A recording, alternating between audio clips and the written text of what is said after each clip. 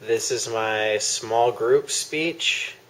It's person 1, person 2, and 2 puppies, and person 3.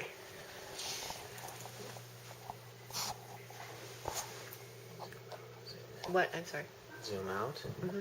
Zoom in. Uh-huh. Zoom out.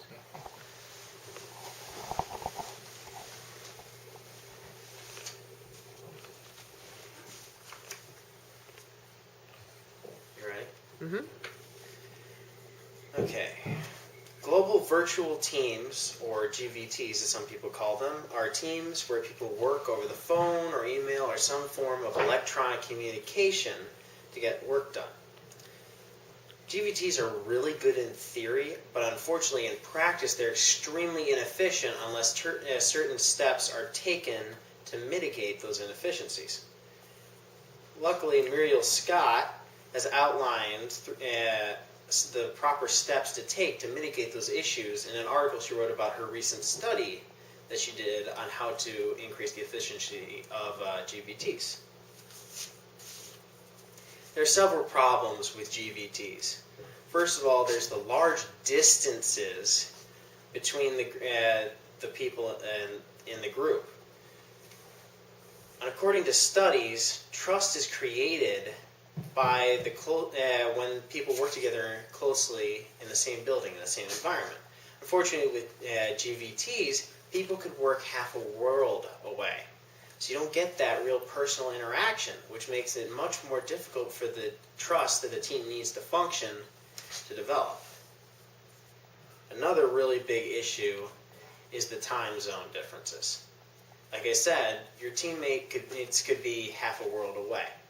So it could be in the middle of your workday here, noon, and it could be midnight where your teammate is. So if you have to ask your teammate a question about a project that you're both working on, they're not going to be too pleased about being woken up at 12 at night, which is also a big problem because it creates issues for how you communicate and how quickly things get done because you can't just contact them and get things done really quickly.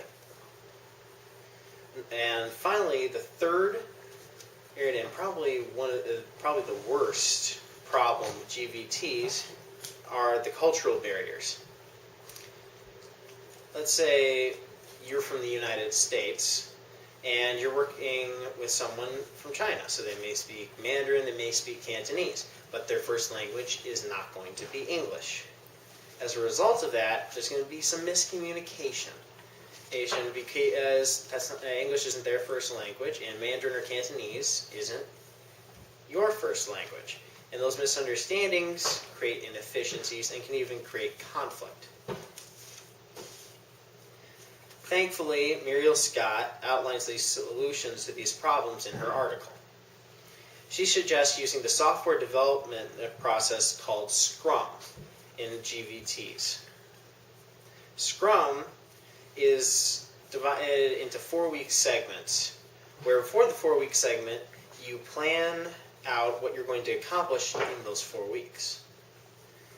Then, you communicate frequently with your teammates daily to get everything done during that 4-week process.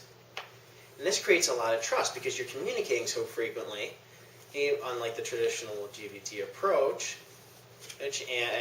you're communicating so frequently that it's almost the same as being in the same work environment. So you get to develop that trust in your teammates, which makes the whole thing a lot more efficient because you're not having that doubt in the back of your mind of, do they really know what they're doing? It also increases trust in your teammates because in Scrum, everyone on the team's views are viewed equally. Everyone is encouraged to speak their mind because everyone's opinions are valued equally.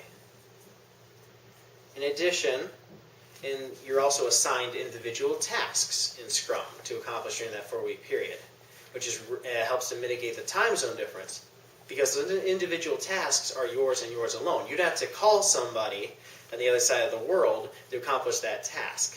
You can do it during your workday. You don't have to worry about calling them when they're awake instead of asleep at midnight.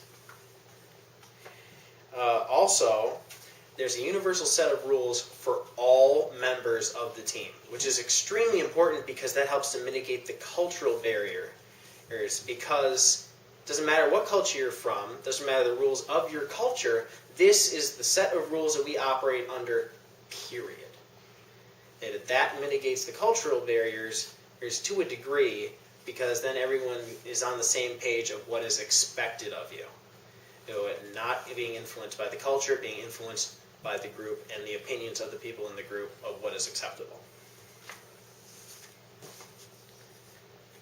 After reviewing this article, I can truly say that frequent and open communication and giving task assignments and clean-cut sets of rules that Scrum creates really help to mitigate the distance, time zone, and cultural barrier issues that plague GVTs.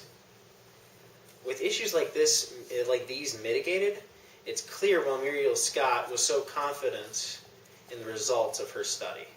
Thank you.